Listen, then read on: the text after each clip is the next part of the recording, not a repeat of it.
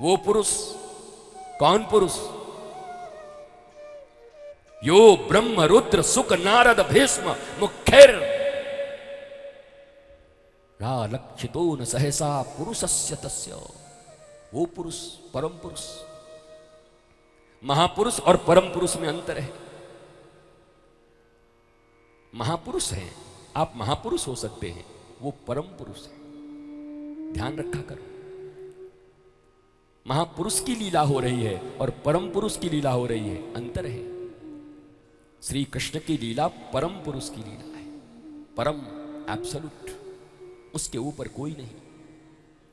इसलिए इस लीला का श्रवण करते समय व्यक्ति को अपनी भूमिका पूरी बना लेनी चाहिए, क्योंकि चीरहरण होगा, महारास करेंगे, नाचेंगे गोपियों के साथ। न जाने तुम्हारी कहां बुद्धि भ्रष्ट हो जाए, कहां टायर तुम्हारा फट जाए, कहां तो आए थे पुण्य लेने और पाप के भागी बन के चले जाओ। इसलिए पहले हृदय में कौन है वो? महाराज के पहले सुखदेव जी ने और व्यास जी ने क्या लिखा है? भगवान अपिता जरात्रि शरदोत्फुल्ल मल्लिका है। ध्यान से सुनो, यहां कोई नंद नंदन, देवकी नंदन, वसुदेव का बेटा और यादव पुत्र वो लीला नहीं कर रहा। कौन? भगवान अपिता, साक्षात भगवान ही ये रास की लीला करने वाले हैं। सावधान करते हैं सुखदेव जी, कहीं हमारे तुम्हारे जैसे लोग जो हमेशा दुनिया के ही चंगुल में फंसे रहते हैं, कहीं नंद का बेटा समझ करके अपमान न कर दें कि लड़कियों के साथ नाच रहा है। इसलिए सावधान करते हैं। भगवान अपिताच रात्रि शरदोत्फुल्ल मल्लिका विचरन्तुम मनश्चक्रे योग मायामुपाश्रिता।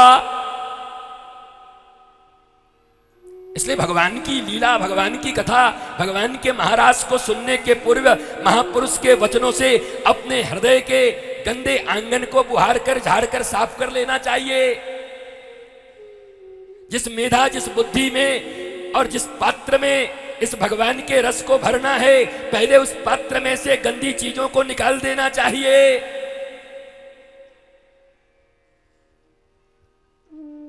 और नहीं तो गली मोहल्ले में नाचने वाले लड़के लड़कियों की तरह जो रासलीला शब्द का प्रयोग करते हैं, कहीं भगवान राधा कृष्ण और गोपियों के बीच में भी ऐसा ही संबंध समझ लिया तो अभी तो इतनी दुर्गति है, उसके बाद कितनी दुर्गति होगी कुछ खबर नहीं।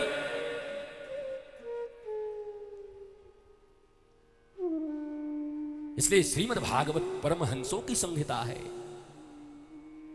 श्रीमद् भागवत वो है जहां विद्वानों की परीक्षा होती है। भागवत का भाग कहने के अधिकारी हम नहीं हैं।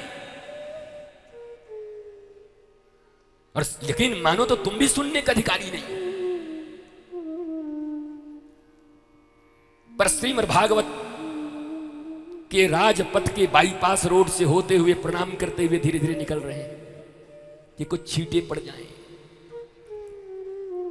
कुछ नहीं तो दो चार बूंद पड़ जाए। आरती के बाद जैसे पंडित जी ऐसे जल मारते हैं तो एक आध छींटा हमारे ऊपर भी पड़ जाए।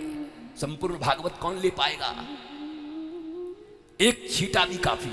और बात भी सही है, अमृत का समुद्र हो या अमृत का एक बिंदु हो, दोनों में उतना ही सामर्थ्य है कि मनुष्य को अमर कर सकता है। तो चाहे छींटा ही काहे न पड़ जाए हमारे ऊपर, हमारा भी उद्धार हो जाएगा। हमारा भागवत का छींटा भी पड़ गया तो उद्धार हो जाएगा। संपूर्ण भागवत कौन कहेगा और संपूर्ण भागवत कौन सुनेगा? कोई न कह सके, न कोई सुन सके, कोई नहीं है महाराज। भगवान ही होंगे तो होंगे, कोई नहीं है। भगवान की कृपा पर ही भगवान ही कह सकते।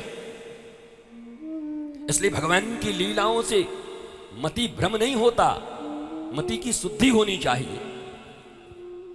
पर श्रीमद् भागवत की कथाओं को भी इतना मनोरंजक और इतना महाराज निम्न स्तर पर ले जाया गया है, इतनी व्यवहारिकता की कथा बना दी गई है कि ये भी एक साधारण राजा राजी की कहानी की तरह तुम्हारे घर में जैसे मंगल पार्टियां, डांस पार्टियां, किटी पार्टियां होती हैं, जैसे विवाहों में संगीत इत्यादि करते हो, ऐसे ही एक समायोजन बना करके रख दिया गया है। आधे घंटे नाचे गए, ढोल पीटा, धतूरा पीटा, ढांग पीटा, चले गए महाराज, हो गया।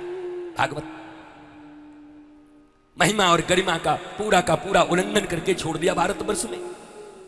भागवत कभी इतना सस्ता नहीं था, भागवत कभी इतना सहज नहीं था, इतना सस्ता बना दिया गया इसको। सहजता तो ठीक है पर सस्ता ठीक नहीं है, कीमत ठीक होनी चाहिए इसकी।